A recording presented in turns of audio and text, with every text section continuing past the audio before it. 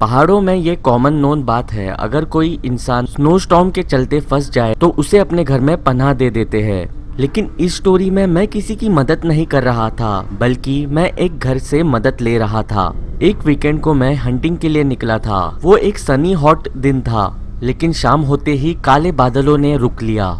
मैं एक सनी हॉट दिन से एक स्नो स्टॉर्म में फंस चुका था और एक अनसक्सेसफुल हंटिंग दिन के बाद, जिसमें शायद मैंने किसी भी जानवर को मार नहीं गिराया था, मैं एक पडल में फंस गया था कि मैं अपने घर तक भी नहीं पहुंच सकता था।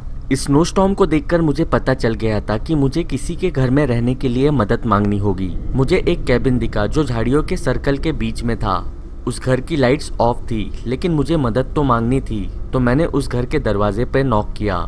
कोई जवाब नहीं आया, लेकिन दरवाजे के नजदीक से मुझे फुटस्टेप्स की आवाजें सुनाई दे रही थी। वो फुटस्टेप्स दरवाजे के पास आ रही थी। मैं एक्सपेक्ट कर रहा था कि दरवाजा खुलेगा, लेकिन ऐसा नहीं हुआ। मैंने चिल्लाते हुए कहा कि आई एम लॉस्ट, मुझे मदद की जरूरत है। दरवाजा आधा खुला और मैंने घर के अंदर से आवाज सुनी, अंदर आ जाओ, अपने जूते घर के बाहर ही रखना। मैं थोड़ी देर के लिए वहीं पे खड़ा रहा, ये एक्सपेक्ट करते हुए कि दरवाजा पूरी तरह खुलेगा और जो इंसान मुझसे बात कर रहा है वो मुझे ठीक से ग्रीट करेगा, जैसे कोई भी करता। लेकिन वैसा नहीं हुआ। तो मैंने दरवाजा पुश किया और मैं उस डार्क केबिन के अंदर घुस गया। रूम में बस 2 कैंडल्स जल रही थी। उस कैंडल्स की लाइट की वजह से मुझे बस काउच दिखाई दे सकता था। उस इंसान ने मुझे काउच पर ही सोने के लिए कहा।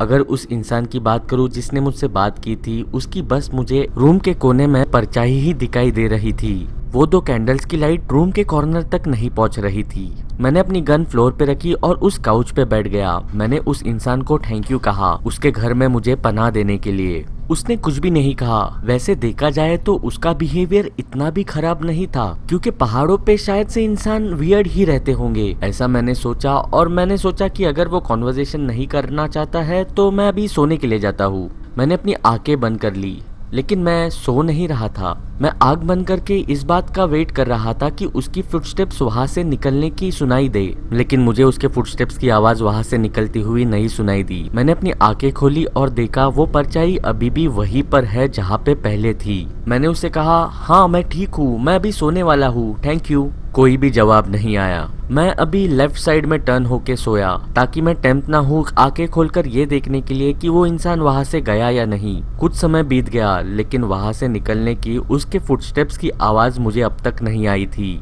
मुझे क्यूरियोसिटी खा रही थी। मैंने फिर से अपनी आंखें खोली और उस डायरेक्शन में देखा जहाँ पे वो खड़ा था। इस बार उसकी परछाई नजदीक आ चुकी थी। इनफैक्ट इतनी नजदीक आ चुकी थी कि कैंडल लाइट्स की वजह से उसका चेहरा भी एक्सपोज हो गया था। And I swear to God, वो एक काफी भयानक चेहरा था। उसकी स्किन काफी पेल थी, आंखें भी भयानक। मैं जल्दी से उठ गया और उस इंसान से कहा कि थैंक यू वेरी मच, लेकिन मुझे अभी निकलना होगा। ये कहकर मैं उस केबिन से बाहर निकला। उस इंसान ने कुछ नहीं किया, बल्कि जब मैं निकल रहा था मैंने पीछे मुड़ के भी नहीं देखा। मैं आगे बढ़ा तो मुझे एक और केबिन दिखाई दिया। उस केबिन पे नॉक करने पर मुझे एक बूढ़ी औरत और आदमी ने ग्रीट किया। ये लोग काफी वेलकमिंग थे।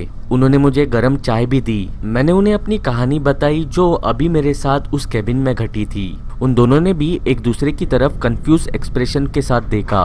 उस बूढ़ी औरत ने मुझे 2 बार पूछा कि मैं एग्जैक्टली उसी केबिन की बात कर रहा हूँ। मैंने उसे विश्वास के साथ कहा कि हाँ मैं उसी केबिन की बात कर रहा हूँ जो पहाड़ उतरते वक्त पहले लगता है। फिर उस औरत ने कहा, डियर, उस केबिन के मालिक का 2 साल पहले कत्ल हुआ था और उसके बाद से वो केबिन खाली ही है।